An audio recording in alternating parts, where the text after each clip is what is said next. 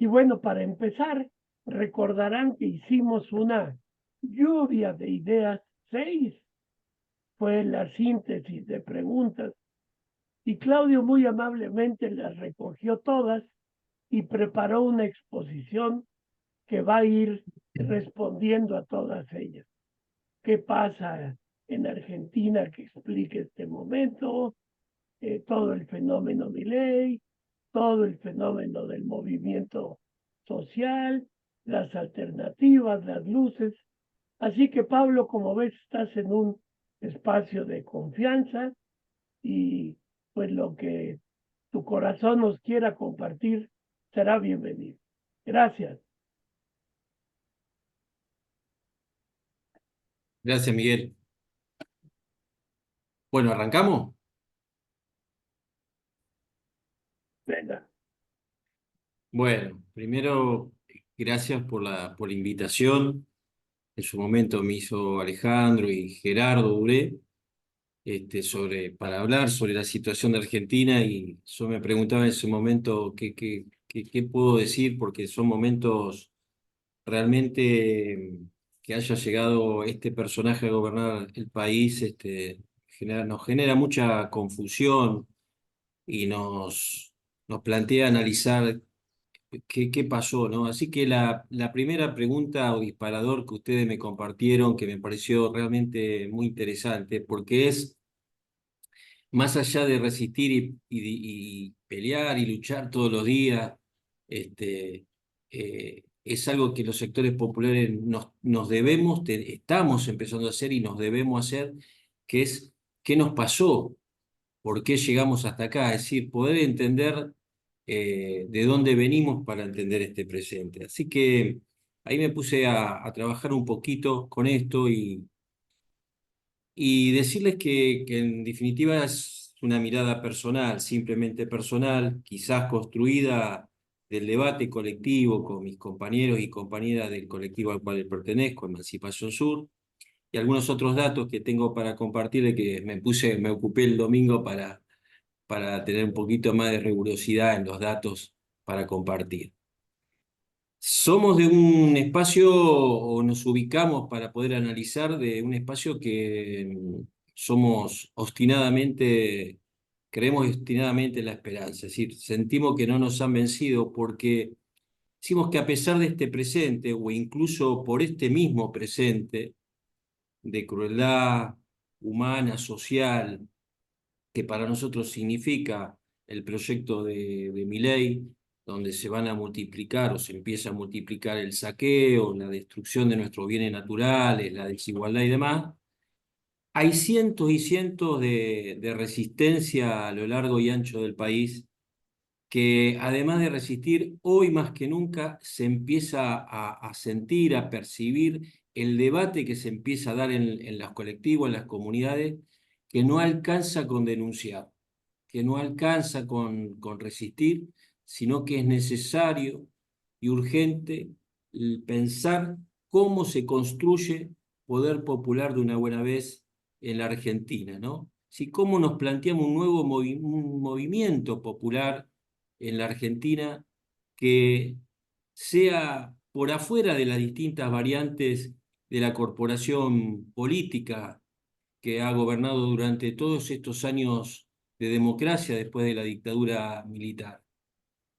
Y ahí la enorme paciencia para ir uniendo en el debate la construcción de un proyecto humano, social y colectivo con el deseo de autogobernarnos. Dicho esto, para saber de dónde venimos, me parece interesante esto, ¿no? Si por qué llega Milei acá y, bueno, esto de la subjetividad, pero digo, nosotros de un planteo profundo que tenemos que hacer, en diciembre del 2023 se cumple 40 años de esta democracia. Nosotros le decimos democracia entre comillas, luego del genocidio de la última dictadura militar. A nuestro entender, esta democracia, entre comillas, está en deuda con nosotros, mismo como pueblo, con la patria, con la soberanía, con los pueblos de este país. Durante décadas, la democracia vinculada a los sueños de una sociedad más justa en todo sentido no ha sido posible. La democracia vinculada a una cultura que potencie el protagonismo popular en relación a un proyecto de felicidad colectiva tampoco. Pero sí, la democracia, decía un compañero, como código normalizado, esa democracia como mero hecho electoral, o la democracia confundida con la república, esa que es producida por las clases dominantes, se sintió muy cómoda, nunca corrió peligro durante ninguno de los gobiernos de esta democracia, entre comillas, ni desde el primer gobierno democrático de Alfonsín, mucho menos con el de Menem, que llegó al gobierno desde el peronismo para profundizar los objetivos pendientes de la dictadura, de saqueo, de privatizaciones, de entrega del patrimonio nacional, de fragmentación, que se siguió con el gobierno de la Rúa, también con el modelo progresista, kirchnerista que ha mantenido el modelo agrominero exportador, más allá de las diferencias entre un gobierno progresista y gobiernos sumamente liberales, la vuelta neoliberal con el macrismo y los últimos 4 años de pseudo progresismo con Alberto Fernández. Entonces, algunas preguntas que nos hacemos. ¿El avance de la ultraderecha hoy implica una continuidad o una ruptura de ese código normalizado que hablaba el compañero?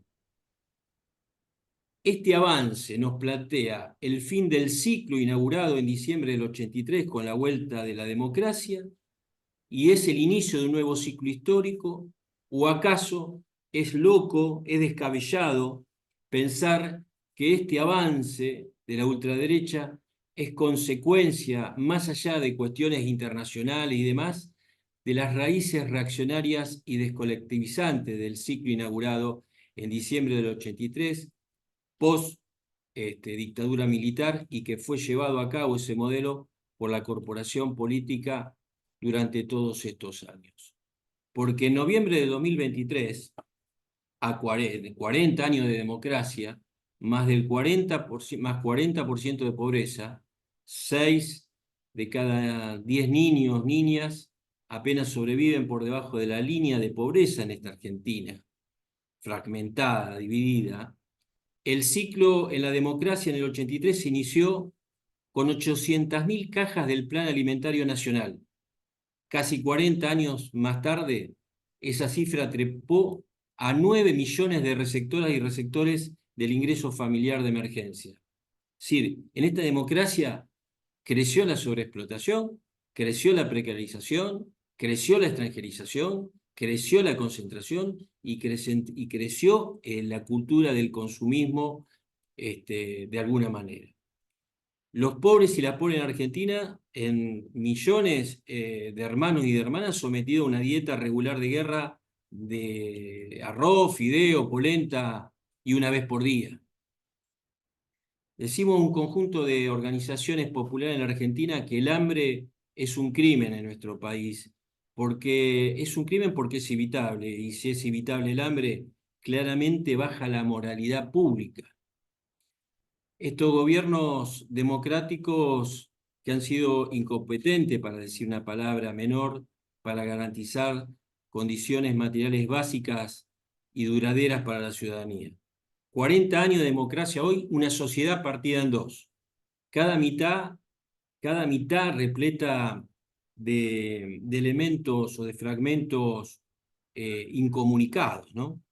Es decir, con una buena parte de esa mitad incluida o que se autopercibe incluida, estoy hablando en general, ¿no? Estoy hablando en general. Esa mitad incluida o que se autopercibe incluida, insensible frente a los padecimientos de la otra mitad, la de abajo, la subalimentada, la humillada, la que es incapaz, por ahora, dicen los compañeros y las compañeras, de toda proyección hegemónica o contrahegemónica. Entonces, a 40 años de democracia, ¿cómo podemos entonces explicar la corporación política que ha permitido todo esto y que ha legitimado estas opresiones. Otro de los elementos a tener en cuenta son las instituciones del Estado. Las instituciones públicas del Estado se han convertido en instrumentaciones colonizadas por el poder económico mediático, profundamente ancladas en las relaciones de mercado, en el dios mercado, ¿no? Indiferente acerca de los objetivos de la felicidad general, de la felicidad colectiva, despreocupadas de todo concepto de justicia. Es decir, instituciones ajenas a la situación de la gente, de la ciudadanía, y muy eficiente a ponerse a disposición del mercado, que hoy ponerse a disposición del mercado significa ponerse a disposición de las corporaciones económicas y mediáticas. Entonces, ese 83, ese diciembre del 83 hasta ahora, no pudo refundar una política popular para un proyecto desde abajo, ¿no? Y cuando digo esto, o cuando decimos esto, no estamos negando la maravillosa, la espectacular conquista popular que posee ese diciembre del 83, porque fue maravilloso la vuelta a la democracia, volver a tener sueños, la resistencia de organizaciones populares que se dieron contra la dictadura cívico-militar y el terrorismo de Estado, particularmente los organismos de derechos humanos en Argentina, la lucha de la clase trabajadora. Tampoco estoy diciendo que no hubo voluntad y cultura de lucha, no, por eso lo aclaré al principio, que creemos en la resistencia enorme de cientos y cientos de resistencia, ¿no? De los movimientos populares. Pero lo que quiero plantear, y por ahí estoy siendo muy duro, pero en esta primera pregunta que ustedes me compartieron, nos vino en el debate con nuestro compañero a plantearnos esto, es decir, necesitamos analizar y hacernos cargo de la situación de derrota para poder empezar a reconstruir o a desconstruir y y plantearnos un nuevo proyecto como comunidad argentina, ¿no? Porque esta democracia se asentó sobre una derrota popular con efectos prolongados. Se estableció sobre la nación reorganizada por la dictadura, sobre las reglas de juego impuestas por la dictadura. O sea, no fue solamente una derrota política e ideológica, sino que también fue cultural y moral. La dictadura golpeó sobre lo colectivo y sobre lo transformador. Muchas organizaciones populares nos reímos, pero por no llorar. ¿Por qué solemos dividirnos permanentemente? Nos juntamos dos y nos dividimos en tres, permanentemente. Entonces le echamos la culpa, pero que también es cierto, a esta rigurosidad del decir con el hacer, del pensamiento, de ser coherente, pero también lo que hay es una enorme incapacidad para construir colectivo, y acá la dictadura ha prolongado esa acción de destrucción de lo colectivo, de lo cultural, es decir, nos ha convertido a muchos colectivos en posiciones sectarias, ¿no? Entonces, digamos, nos estamos haciendo cargo también de esto. La derrota generó en la sociedad la cultura que no se puede transformar socialmente un país con felicidad para todos y todas. La idea que los y las de abajo carecen de toda capacidad de transformar, de producir órdenes sociales, y mucho menos de producir órdenes sociales alternativos al capitalismo. Entonces, no se alteró en estos 40 años la matriz socioeconómica neoliberal impuesta por la dictadura. Además, se profundizaron los procesos de endeudamiento y de descomposición de los basamentos comunitarios, además de lo otro que yo comentaba antes: precarización, extranjerización, fragmentación. El otro aspecto de estos 40 años es el narcotráfico. Destrucción de los vínculos sociales y comunitarios, subproducto del capital financiero, el narcotráfico. Otras razones, más de entrecasa. Primero, la larga historia argentina, un país dominado realmente por una oligarquía que ha sido feroz, violenta en la Argentina, genocida, porque han sido socios de esa dictadura, una oligarquía que, si bien fue golpeada por las luchas obreras, su cultura ha permanecido, ¿no? Conserva ese intacto, ese contenido racista y clasista que ha penetrado porque tienen un juego fuerte en los grandes medios de comunicación. Otro aspecto a tener en cuenta son las casi 2 décadas de progresismo kirchnerista en la Argentina. Es decir, no es lo mismo, claramente, digamos, han logrado derechos de luchas históricas por la igualdad en la Argentina, que el gobierno progresista las ha tomado y eso ha sido un avance. Pero ha mantenido y ha profundizado aún el modelo agrominero exportador, el modelo extractivista.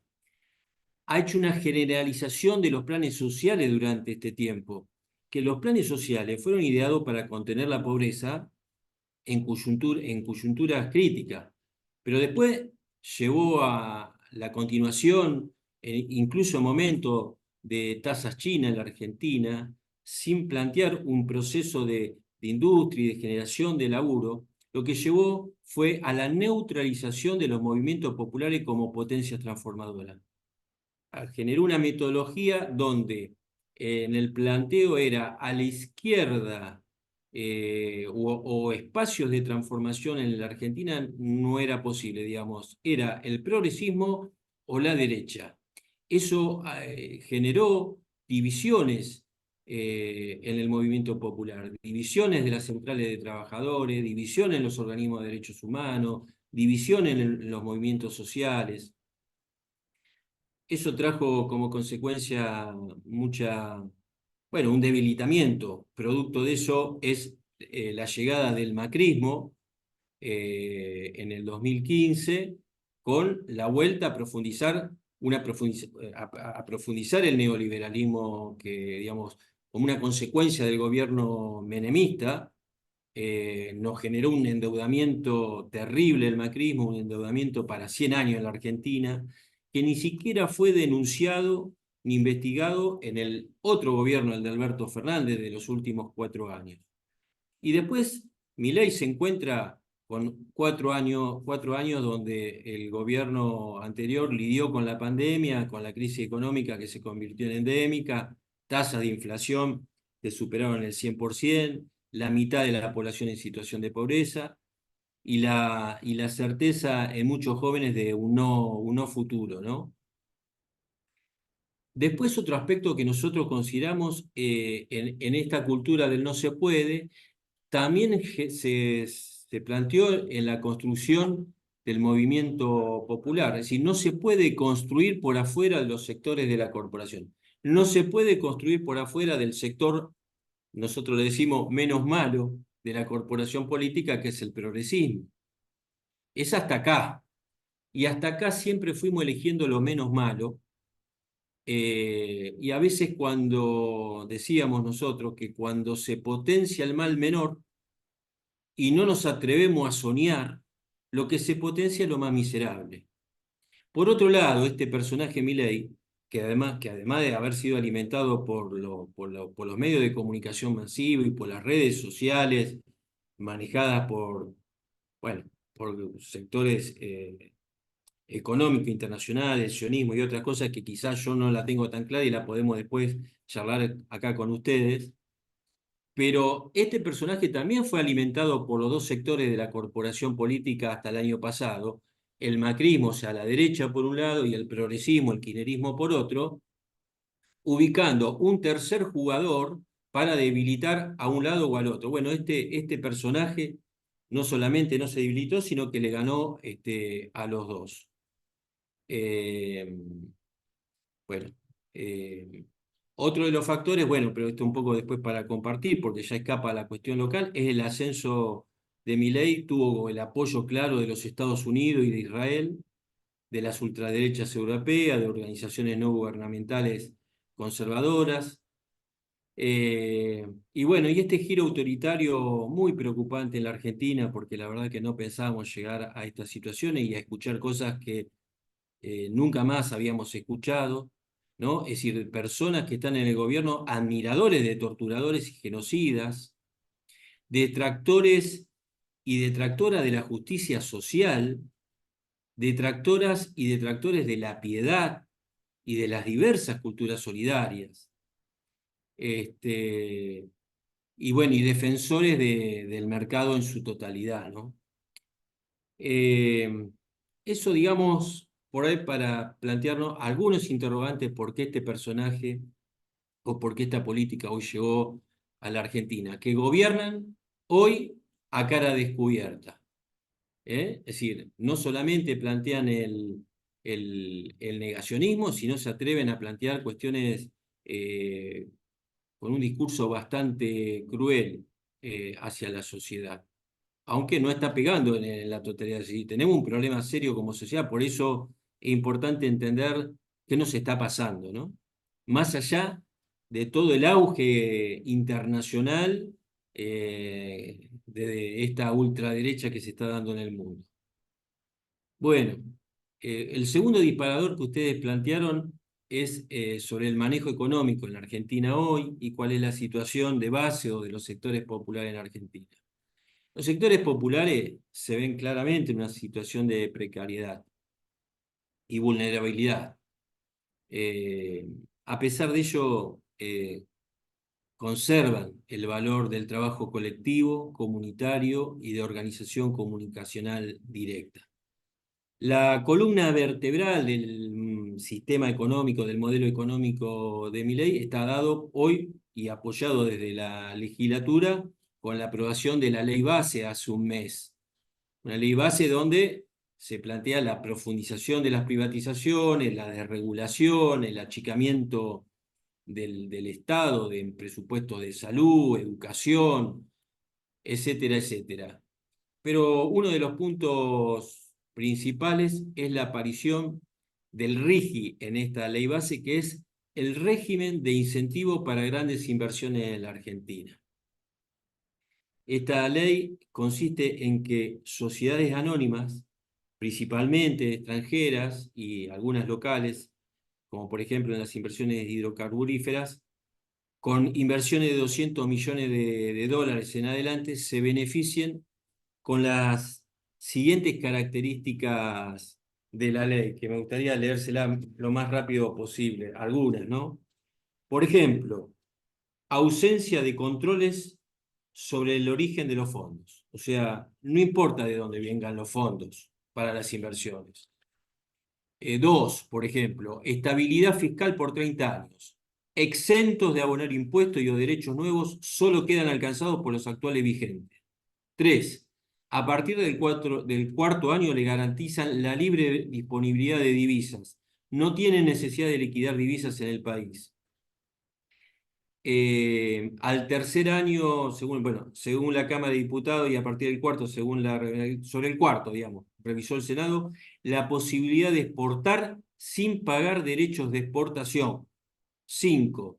Disminución de la alícuota del impuesto a las ganancias, que en las empresas hoy en general son del 35%, va a pasar a las que se adhieran a este régimen al del 25%. 6. El Estado Nacional emitirá certificados de crédito fiscal con los cuales, con el saldo IVA a favor, el IVA es el impuesto que se le pone a cada uno de los productos, a la leche, a una bolsa de cemento, de cal, un medicamento, etcétera, etcétera. Los inversores no pagarán IVA por sus compras o bienes de servicios. 7.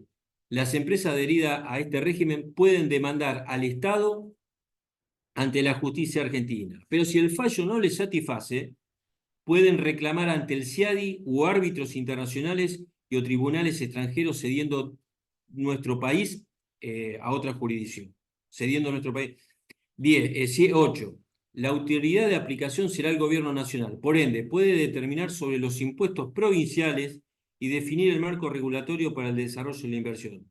Es en una delegación de facultad de manera explícita por parte de la provincia hacia la Administración Nacional que puede disponer la condonación de todos los impuestos, nacional y provinciales. 9.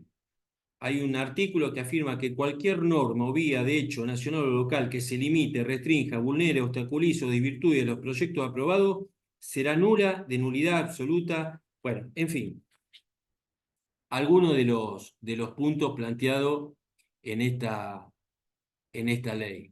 Es decir, un modelo extractivista, compañeros, compañeras de la peor calaña, ¿no? Pagan con los recursos naturales, con nuestros bienes naturales que nos pertenecen a todos, por ejemplo, el endeudamiento eterno argentino, la deuda externa argentina, que se incrementó con el gobierno de Macri. Ahora también tenemos que decir que cuando se trata de extractivismo no existe grieta ni antagonismo entre las fuerzas políticas, claramente, ¿no? Han mantenido esta política extractivista. Milei viene a profundizar de una manera eh, muy terrible este modelo.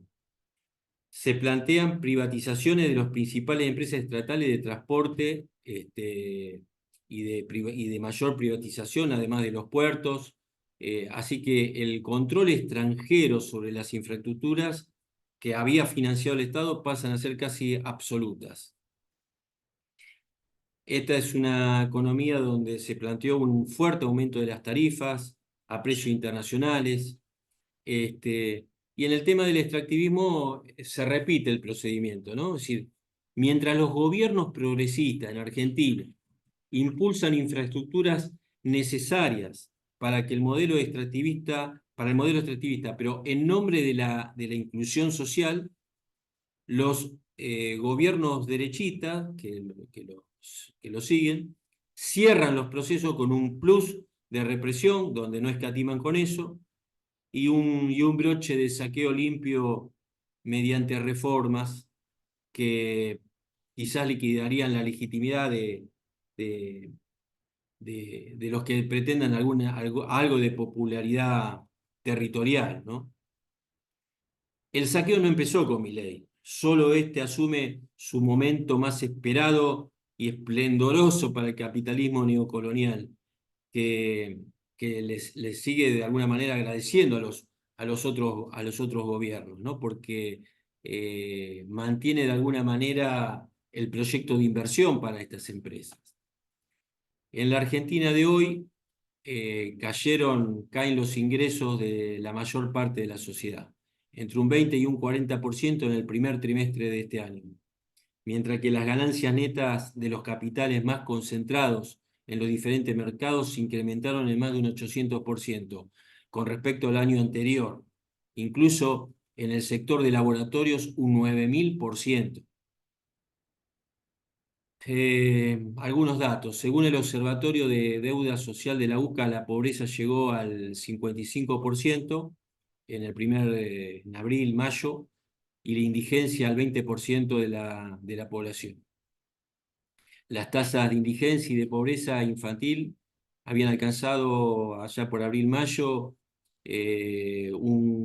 casi un récord, ¿no? 7 de cada 10 niños viven en un hogar pobre, mientras que 3 de cada 10 lo hacen en un hogar indigente.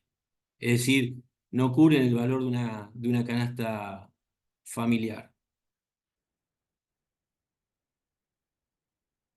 Bueno, hasta ahí, digamos, la situación dada por la economía. A partir de ahora, se espera algún nivel de recupero, porque, bueno, vienen manteniendo la inflación, viene bajando y con lo cual va a haber un recupero, digamos, por contrapartida. Pero, digamos, esta es la situación que hoy está sintiendo la sociedad y un desmembramiento del movimiento social, donde se han achicado las asistencias de alimentos, bueno, una situación bastante complicada. Eh, el punto 3 la privatización, pero lo había juntado con el punto anterior. No sé si quieren que siga, me falta el 4 y 5 y si quieren después hacemos, y el 6 hacemos, intercambiamos o paro acá, no quiero aburrir. No, no, no, ha sido muy contundente, además, en temas que en otros países se han mantenido, así que queda muy bien ahorita un respiro para ti y preguntarle a todas y a todos eh, al momento de la reflexión qué preguntas, qué comentarios quisieran hacerle a Claudio.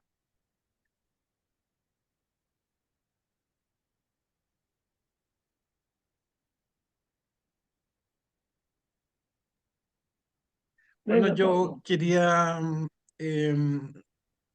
sumarme también eh, a lo que planteaste. Lamentablemente, la democracia que retornó, que volvió a nuestros países luego de la dictadura, se ha restringido solamente al voto y el poder ha estado concentrado en partidos de derecha fundamentalmente, y los partidos, entre comillas, progresistas han tenido que modificar toda su agenda, todas sus promesas para satisfacer al modelo que ha seguido imponiéndose mediante la ley.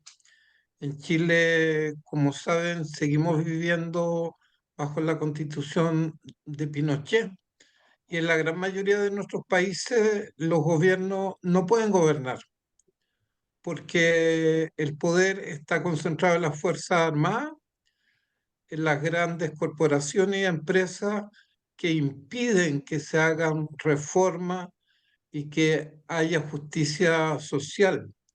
Y lamentablemente todos estos gobiernos progresistas que han habido, algunos han avanzado más en cosas concretas, pero no han erradicado el modelo neoliberal. Entonces, bueno, la democracia se ha transformado en una mentira, en una careta para esconder lo que pasa. Y por otro lado, también que lo planteaste, el modelo neoliberal ha, fortaleció el individualismo, y ese individualismo también ha permeado a los movimientos sociales. Hoy día hay más división y hay menos movimientos sociales también, hay menos gente organizada, porque los gobiernos progresistas también se han llevado a los mejores cuadros al aparato del Estado y se han reciclado ahí y han olvidado, se han vuelto pragmáticos y han olvidado sus sueños de transformaciones más avanzadas. Y eso también ha dejado al movimiento social sin cuadro, porque tampoco hay formación política, o sea, tampoco hay formación política. Los sindicatos, eh, las grandes centrales unitarias muchas veces por recibir una subvención del Estado progresista terminan capitulando ante reivindicaciones que han sido históricas. Así que lamentablemente la democracia que hemos vivido en estos últimos 20, 30 años no ha satisfacido las necesidades de los obreros, de las mujeres. Creo que hay más injusticia que nunca, al mismo tiempo que hay más creación de bienes culturales y físicos en que se podrían resolver fácilmente el tema del hambre, el tema de la cultura, pero lamentablemente, como si privatizó todo y todo se compra y se vende, no hay acceso a eso. Tenemos el ejemplo de que con voluntad política, Cuba es uno de los países que tiene el mejor sistema de salud y donde la gente común y corriente puede acceder al sistema de educación, eh, y con voluntad política. Lamentablemente el bloqueo egoísta de los Estados Unidos contra Venezuela, contra Cuba, ha impedido que estos países puedan avanzar más en su agenda de justicia social. Eso. Sí, me gustó mucho lo que tú decías sobre la cultura y la moral, ¿no? Y lo que decía Pablo ahora que tú lo subrayaste. Yo pienso que sobre el concepto de democracia hay un fundamentalismo democrático, ¿no? Quieren imponerte un modelo democrático que se reviste de certeza, como tú decías, del mercado, de la globalización neoliberal y la competencia. Yo pienso que lastimosamente, como decía Pablo, digamos, esta paréntesis de América Latina que vivió con una democracia, pero que no atacó el modelo neoliberal, dio espacio a la derecha. O sea, hay que ser contundente, porque la extrema derecha avanza por, digamos, este concepto que se asumió de la pseudo democracia de desarrollo. ¿Desarrollo para quién? Tú decías para la empresa, ¿no? Tú has dicho un listado de, digamos, opciones positivas que tiene la grande empresa, ¿no? Que Milei le da. Y la extrema derecha se organiza. Milei ahora va en México. Obviamente López Obrador ha dicho que no lo va a recibir. Fue invitado por Trump, ¿no? O sea, la extrema derecha es algo que no duerme, como decía el Papa, es centrípeta, piensa solamente en sí misma, ¿no? Y esto me hace pensar que la extrema derecha no puede luchar contra la pobreza, quiere eliminar a los pobres. Y si esto no lo entendemos, vamos a ser como Don Quijote que damos palo a los molinos de viento. La otra cosa que me interesó mucho cuando tú hablabas de que la derrota no fue solamente, digamos, política, etcétera, fue cultural y moral.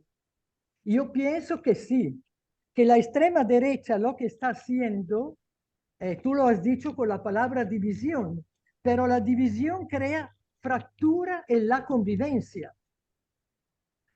Una fractura que va desde la familia a los lugares de trabajo, a los grupos organizados, y esto crea una situación de tensión hasta que llega al odio, ¿no? Obviamente con la ayuda de toda esta cibernética fascista, ¿no? Y la otra cosa me parece muy interesante cuando tú decías, tenemos que seguir esperando, ¿no? ¿Cierto? Porque esta extrema derecha quiere quitarte la esperanza, no solamente en un proyecto político, sino quiere quitarte la esperanza de vida. O sea, ya no tiene sentido, ¿no? ¿Y para qué luchar? ¿Y para qué?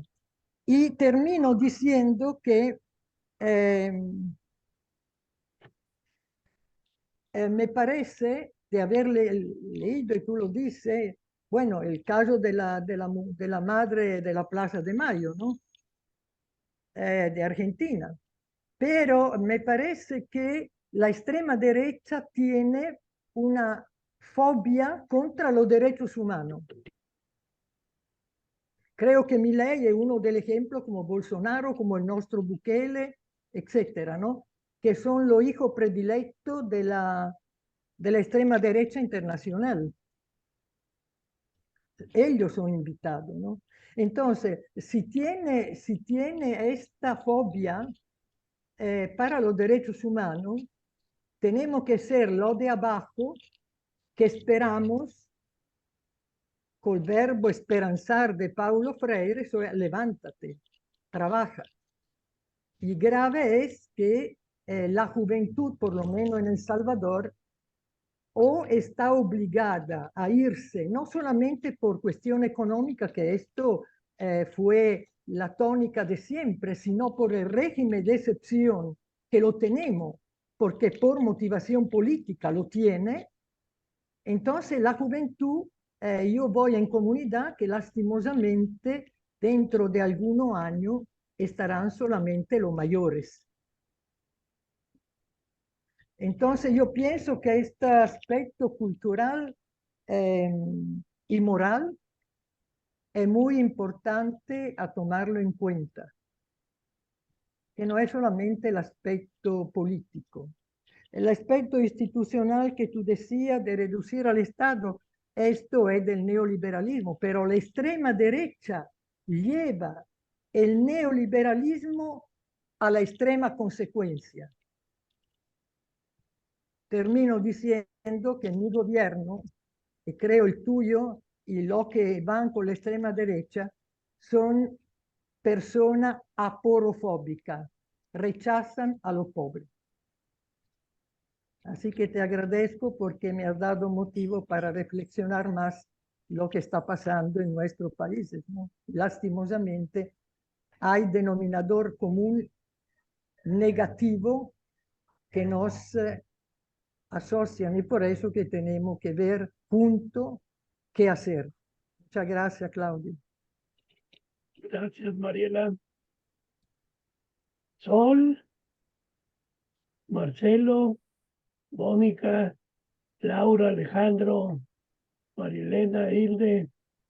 Con estas preguntas y comentarios, regresamos la palabra a Claudio o alguien quiere agregar algo. Para mí, continuamos. Dale, pues, Claudio. Claudio. Bueno, gracias Pablo, Mariela, Miguel. Muy interesante lo que compartieron. Sí, yo cuando hablaba de esperar, no sé, capaz que dije la palabra esperar, en realidad dije que nos sentimos parte de esa militancia esperanzada, obstinadamente esperanzado, porque, porque es así. Nosotros decimos que tenemos que tener mucha paciencia porque es urgente.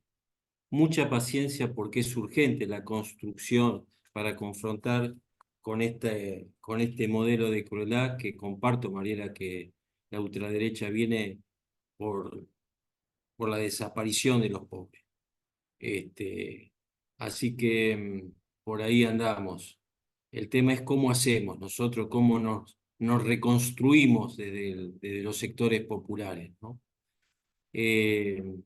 Había el cuarto disparador que me habían planteado era el manejo del descontento social, la relación entre el recorte social y fortalecimiento militar para la represión. Bueno, hay una manipulación discursiva del gobierno de vaciamiento del Estado como garante de derechos y servicios que se está ejecutando. Hoy hay una pelea por el tema de la vacuna y el secretario de Salud le echa la culpa al secretario de Salud de las provincias. Bueno, se tienen que arreglar ustedes, decir, como una idea de una mercantilización de los derechos que deben ser para todos y todas, ¿no? Y a la vez este gobierno engorda un presupuesto que fortalece un Estado represor y con servicios de inteligencia que investigan posibles, entre comillas, focos subversivos, vulnerando todo principio de inocencia, bueno, juzgando, espiando, ¿no? Se militarizan los recursos para favorecer claramente el avance y el atropello sobre los derechos de los sectores populares y para favorecer el extractivismo depredador en la Argentina. Nosotros creemos que Milei tiene un proyecto político asociado a una mayor transnacionalización sobre la base de insertar al país en la lógica global de acumulación. Es no solo en lo relativo a la explotación de los bienes comunes, sino también de generar un espacio local favorable con esa dinámica hoy de la digitalización económica. Milei, como política, está rechazando la devaluación que le plantean desde algunos sectores, porque su objetivo se mantiene en disminuir la inflación, que es el elemento sustancial para mantener el consenso social sobre su proyecto, que lamentablemente lo tiene ese consenso social aún todavía. Se paró en una devaluación que planteó en diciembre con un aumento del 25%, y ahí los precios les dejó un colchón a las grandes empresas, a los formadores de precios, para hoy no tener que aumentar, en algunos casos incluso hasta bajar algunos precios, porque bueno, ya habían hecho el colchón, ¿no? Hay que bajar, plantea el gobierno, la inflación a cualquier costo para mantener consenso político. Y por eso el ajuste fiscal para sostener el equilibrio fiscal. Pero lo hace con contabilidades creativas, ¿no? O sea, tienen este equilibrio fiscal postergando pagos que están relacionados a cuestiones esenciales, de la salud, de los jubilados, despido masivo en el Estado, que además pretenden tener que esas políticas trasciendan el Estado y se vayan también a las provincias, a los municipios. En fin, equilibrio al fin con un inmenso costo social para la mayoría. Se está planteando la emisión cero, la emisión de billete cero, y en esto, ahí sí el gobierno está jugando una pulseada contra los productores exportadores para no devaluar, ¿no? Desde el punto de vista del consenso y del liderazgo y de lo que está construyendo Milei, cuando se lo pensaba como un personaje que podía ser manipulado después desde la política convencional de un sector de la corporación de la derecha, como podía ser el macrismo en la Argentina, claramente los que están atrás de Milei avanzan por mucho más. Pretende erigirse como el líder de un ciclo de acumulación capitalista en el país. Por eso se propuso reforzar el consenso electoral inicial que tuvo del 30%, y está buscando asociaciones con el macrismo, por ejemplo. Avanza también en la construcción de su propio instrumento electoral. El instrumento electoral que tenía era prestado, hoy están construyendo su propio instrumento electoral para presentarse con la capacidad de poder elegir todos sus candidatos y participar en todas las provincias. Así que tienen por delante la posibilidad del 25, que hay renovación parlamentaria, y van por el 2027 por la reelección presidencial. Es decir, en ese camino de transformar el consenso electoral en político, ellos mantienen las expectativas sociales, es decir, que buscan un lenguaje y un discurso que atrapa a un sector de la sociedad. Y ahí es donde nosotros estamos preguntando qué nos pasa como sociedad que aún atrapa. Sí, por eso el análisis de lo que nos pasó para llegar hasta acá, ¿no? Es decir, la corporación política corrupta, de doble mensaje, es decir, dicen una cosa pero hacen otra, el malgasto de la política en todo este tiempo, ¿no? Que a veces desde los sectores populares decimos, che, no digamos mucho porque si planteamos esta cosa somos funcionales a la derecha, cuando la cuestión de la ética pública debería ser una bandera de los sectores populares. Los sectores progresistas que nos gobernaron bajaron esa bandera, se la dejaron a la derecha recalcitrante, que no juega a favor del sostenimiento del cuidado del gasto público, a favor de una ética pública, sino a favor de reducir gasto para poder llevar a cabo sus objetivos más miserables, ¿no? En este tiempo hay un gobierno que estableció un protocolo de seguridad contra cualquier piquete y movilización popular, abonado con recursos fiscales suficientes para ejercer el uso de la violencia estatal. Hoy se está intentando aprobar un presupuesto de 100.000 millones de pesos para los servicios de inteligencia.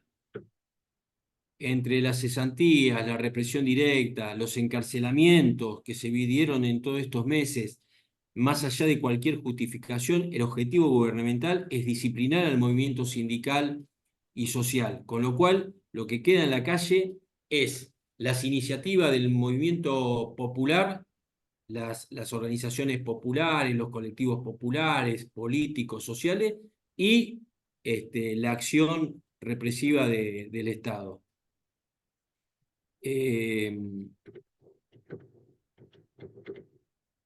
De cualquier manera, no recuerdo si algo Pablo lo decía o Mariela, creo que Pablo.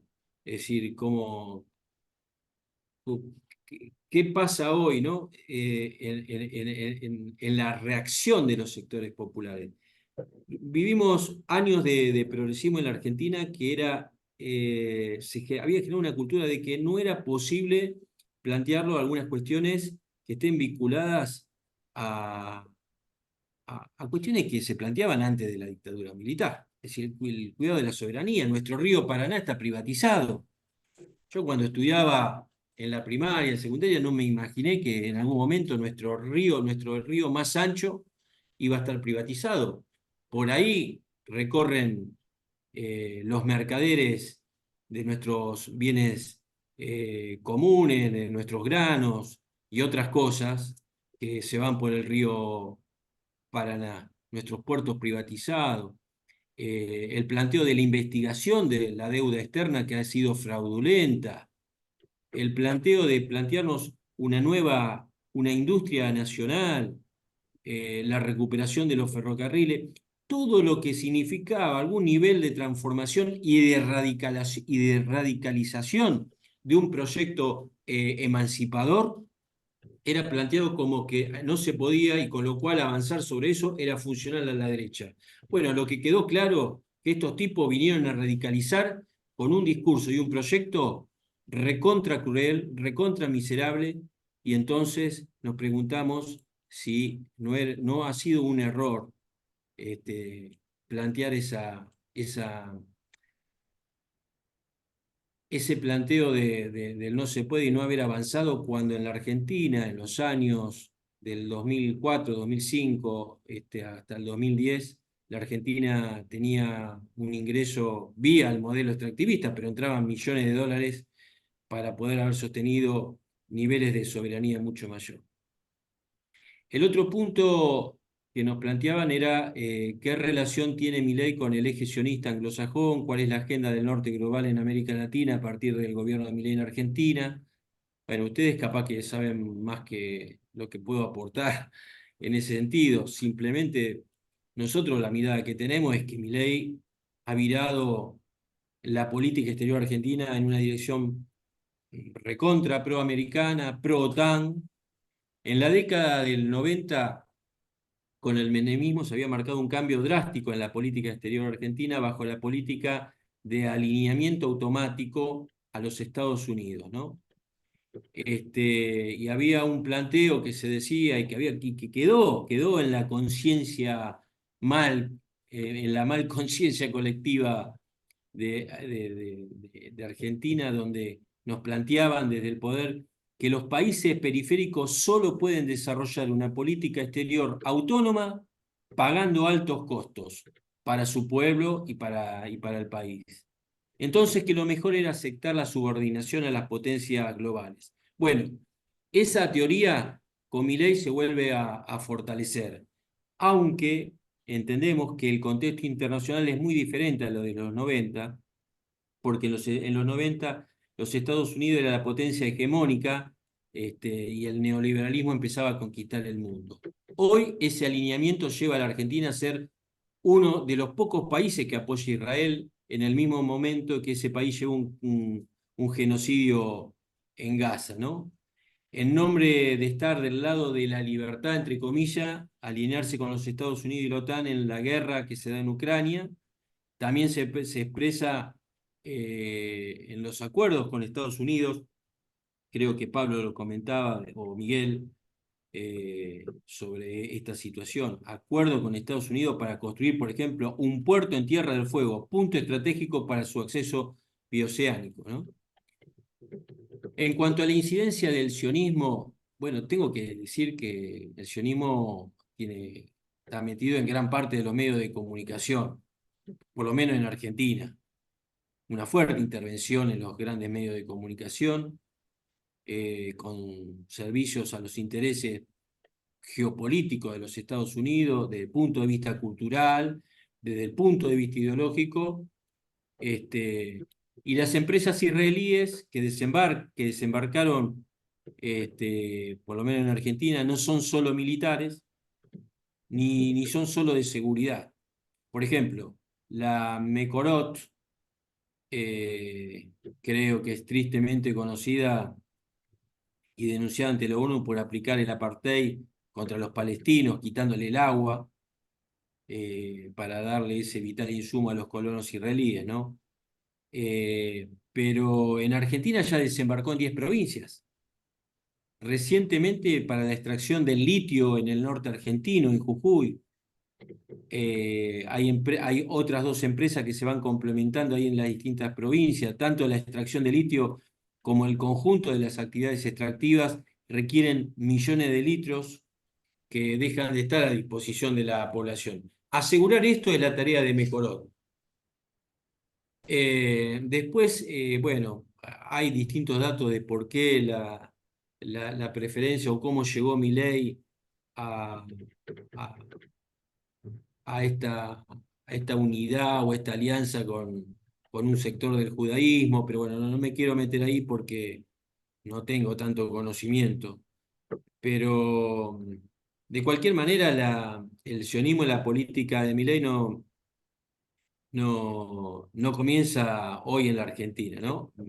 Por ejemplo, el gobierno anterior de Alberto Fernández, el primer viaje que hace, lo hace a Israel y Jerusalén. La primera visita que recibe Macri en la Argentina es del primer ministro israelí, digamos, ¿no? Bueno, en fin, pero digamos, hoy se acentúa todo eso.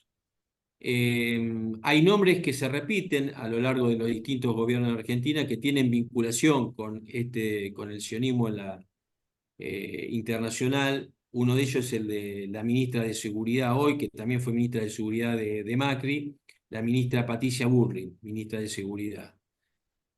Y otros nombres también que se vienen repitiendo en los distintos gobiernos, por lo menos en los gobiernos neoliberales. Y después para terminar, por lo menos de los disparadores que ustedes me propusieron, que les recontra agradezco, es cuál es el quehacer de los movimientos sociales y cómo están respondiendo, cuál es el papel de la solidaridad internacional, cómo fortalecer la demanda entre los pueblos. Esto por ahí, si ustedes me permiten, me gustaría que lo compartamos entre todos y todas acá, pero algunas reflexiones. Por lo menos que nosotros creemos en la enorme necesidad, hoy más que nunca, en esta situación de la Argentina, que no puede haber una mirada de espera de lo institucional para ganar y para que vuelva a ganar lo menos malo, sino que es urgente la construcción de un nuevo movimiento popular, social, cultural en la Argentina, y ojalá en unión con todos esos con movimientos similares en América Latina, ¿no? Y la necesidad es urgente. Nosotros creemos que no hay soluciones inmediatas, pero es urgente. Y esto es doloroso porque nos encantaría que hubiera atajos, pero creemos que no puede haber atajos. Es una cuestión de tiempo y necesitamos tiempo para construir, pero es urgente. Compañeros y compañeras, cuando la más despiadada realidad que al ser humano le haya tocado en estos tiempos de neoliberalismo y se empecina en demostrarnos que es inviable lo colectivo y nos presiona no solo ideológicamente para que abandonemos sueños, convicciones, razones, con sentimientos humanos. Nosotros decimos que en estos momentos, a veces de confusión, queremos por lo menos afirmarnos y seguir soñando con la libertad, la justicia y la igualdad entre los seres humanos, ¿no? Y en eso estamos decididos humildemente, porque debemos ser un puñadito de compañeros y compañeras en la enorme necesidad que tenemos en nuestra América Latina. Nosotros podemos aportar pedacito en Argentina, digamos. Y nos hacemos cargo también, que aunque seamos un pedacito, en la incapacidad que tuvimos para construir un movimiento alternativo de transformación en la Argentina. Pero creemos que hay que seguir luchando para concretar ese sueño. Y en estas situaciones en las que nos encontramos, también creemos que la recuperación de la utopía no puede ser un lujo del espíritu, sino que tiene que ser un objetivo imprescindible, ¿no? Porque a veces la utopía suele hacerse desde una perspectiva romántica, ¿no? Desde el lugar de un proyecto ensoñador, cuando en realidad necesitamos su indispensable condición como faro estratégico, ¿no? Estas posturas ultraliberales que claramente en Argentina además son conservadoras y neofascistas, le llaman libertad a la libertad antisocial, a la libertad no civil, a la libertad sin comunidad, a la libertad destructora de la comunidad, la no libertad que se apodera de nuestra libertad. Entonces, hoy, cuando los más grandes cambios operados en el mundo se dan en el nombre de la libertad, desde ese neoliberalismo fascista y de ultraderecha, claramente, y acá la contradicción, por eso cómo trabajamos esa condición en nuestras sociedades humildemente, siendo parte de nuestro pueblo, porque paradójicamente, desde esa libertad, se verifica una brecha cada vez más grande entre rico y pobre, que solo se registra antecedentes en los tiempos de la esclavitud. Y esto es así porque nos encontramos ante esa falsa idea de la libertad. Nuestro presidente dice, viva la libertad, carajo, es la libertad de lo que les hablaba antes, de una falsa libertad, una parodia de la libertad al servicio de las luchas de clase de arriba para abajo. Entonces, creemos que la única y verdadera libertad es la libertad social, una forma de libertad garantizada para el conjunto y no para un reducido núcleo de privilegiados. Hoy debemos humildemente, por lo menos en Argentina, los puñados de colectivos y de las distintas resistencias a lo largo y ancho del país, tener la continuidad a la herencia que nos dejaron las madres de Plaza de Mayo, buscar justicia, enfrentar esa violencia de la ultraderecha con justicia, que tiene que ser el camino que deconstruya la guerra y nos guíe en paz, decía mi compañera, a la utopía de la igualdad en un mundo donde quepan muchos mundos. Y acá en Argentina lo que nos queda es no abandonar la lucha, no abandonar la resistencia, pero que con eso no alcanza. Animarnos en unión a construir lo que es necesario construir. Después, el interrogante de la pregunta de este disparador, se lo dejo para todos ustedes, que quizás pueden decir algunas cuestiones que yo no le he encontrado, por lo menos para compartirle, digamos, cuál es el quehacer de los movimientos sociales en estos momentos y el papel de la solidaridad internacional, cómo fortalecer entre los pueblos, sería bueno por ahí charlarlo entre nosotros. Bueno, hasta acá. Gracias, compañeros, compañeras.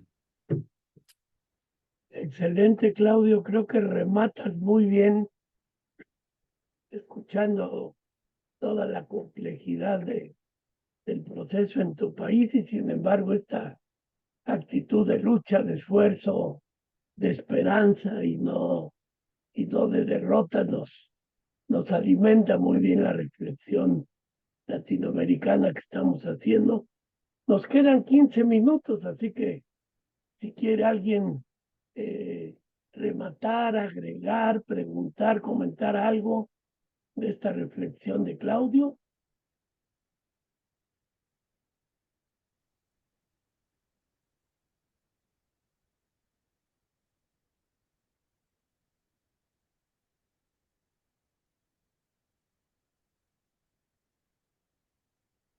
Bueno, yo quisiera un poco retomar lo que tú planteaste, Claudio, de una de las cosas y es reconocer que los que nos ha pasado a lo largo de los años al movimiento social, ¿sí?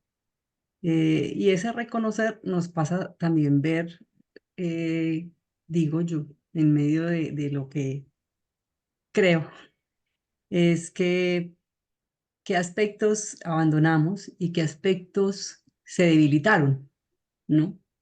En esa construcción del movimiento social. Y esa llamada urgente que tú haces de la construcción, de permitirnos el sueño de la construcción, pasa precisamente por ese reconocimiento y de ver qué podemos hacer frente desde los pequeños grupos del movimiento social, de poder reconocer eso que abandonamos y eso que se debilitó, para pensarse cuál debe ser la tarea ahora. Solo que a veces uno se encuentra con la paradoja de que mientras uno está tratando de identificar eso que se debilitó o que dejamos perder, pues como que el tiempo y las circunstancias avanzan y las respuestas se quedan como cortas, ¿no? Esto de lo que tú decías del abandono, por ejemplo, a todo ese análisis de la realidad que se hacía desde los movimientos populares, ¿sí? Todo eso de pensarnos que cuál es el quehacer y ganar la unidad, porque es que realmente, como bien tú dices, toda esta situación neoliberal nos permeó tanto que nos dividió al mismo movimiento social, ¿sí? Y las mismas circunstancias socioeconómicas llevan a que, claro, la desesperación por el poder tener las condiciones básicas de vida digna, pues también nos debilitó en ese quehacer, porque pues hay esa necesidad de ver dónde hay trabajo, dónde puedo comer, dónde, ¿sí? Y entonces eso también nos debilitó. O sea, sin obviar que es necesario las condiciones de calidad de vida digna, pero era no dejar perder qué vamos a construir. Y yo creo que ese grito desesperado está pasando por toda América Latina. La gente uno va a los sectores populares o con las organizaciones a las que siempre estamos tratando de buscar luces, es la necesidad nuevamente de la formación política. Es una de las cosas que más la gente ahora Gracias. de los sectores populares está reclamando, pero está reclamando qué tenemos que hacer para reconstruir el movimiento social que está tan dividido, tan disperso y tan debilitado.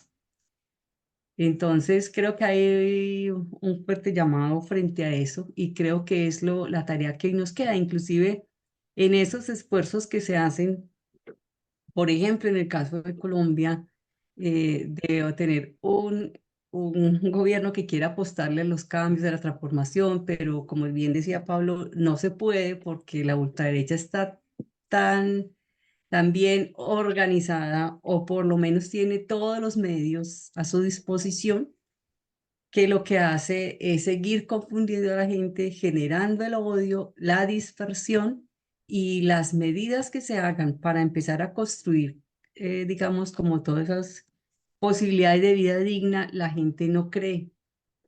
Y si cree es muy débil, ¿no? Entonces, yo creo que hay un fuerte llamado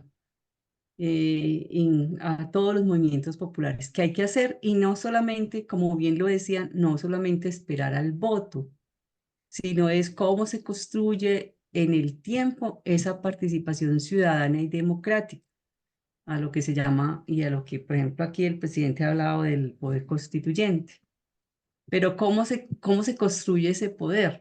Porque a veces en los mismos movimientos populares sociales son también tan débiles que reproducimos los mismos patrones de comportamiento.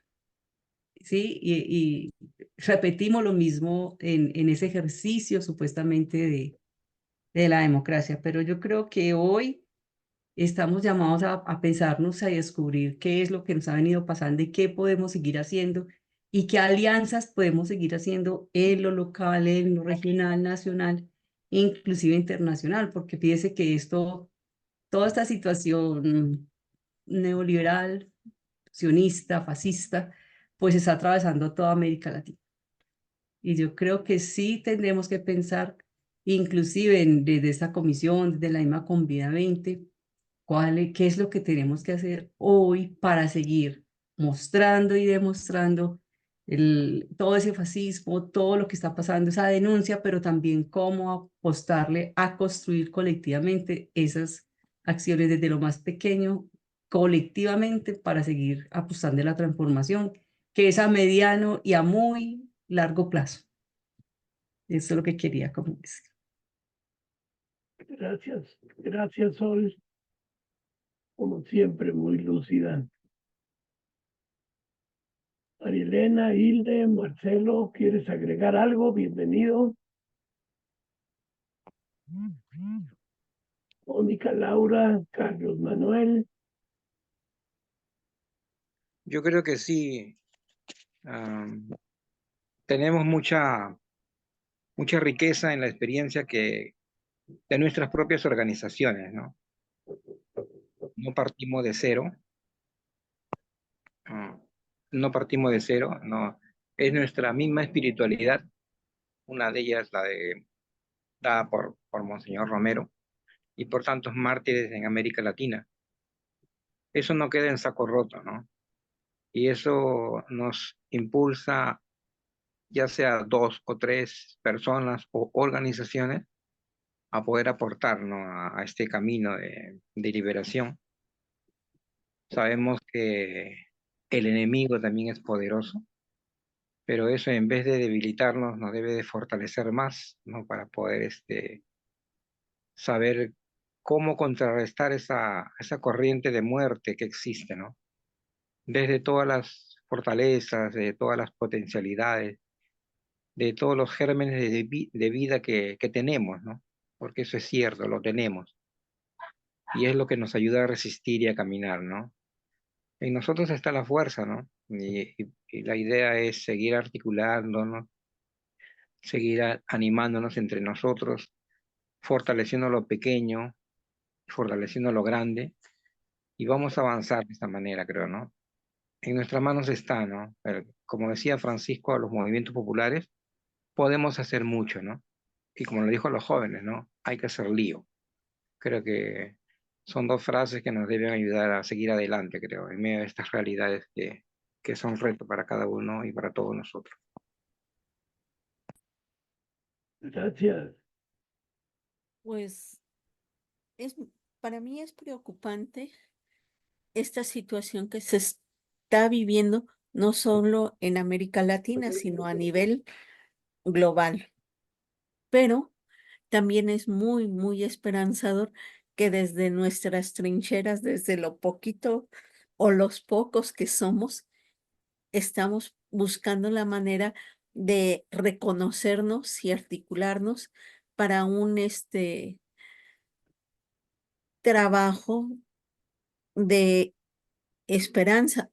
Yo en esta comisión me siento muy a gusto en el sentido de que nos estamos abriendo a las otras comisiones para ir cerrando esas ligas y ese reconocimiento al trabajo que tenemos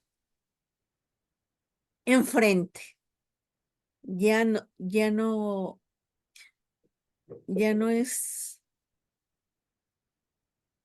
de esperar, sino es de actuar. Eh, hace unos años, un ratito, cuando entré a Sexal, yo decía, ay, pero si son tan poquitos, todavía no me contaba, si son tan poquitos y todo lo que hacen, ¿cómo le hacen? Y ahora no somos tan poquitos, seguimos siendo un poquito más y es un poquito más el reto. Y creo que es ahí donde está nuestro quehacer, no solo en el reconocernos, sino en el discernir juntos este caminar. Gracias. Muy bien. Y muchas gracias por la experiencia, perdón por lo que voy a decir. Ay, ya no me siento tan abrumada en lo que pasa en México al ver cómo estamos los demás. Gracias. Alejandro, un cierre, tú que has cuidado de estar escuchando todo y las distintas presentaciones anteriores.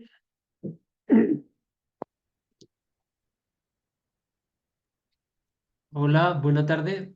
Yo quisiera agradecerle a Claudio por su disposición, por su compartir.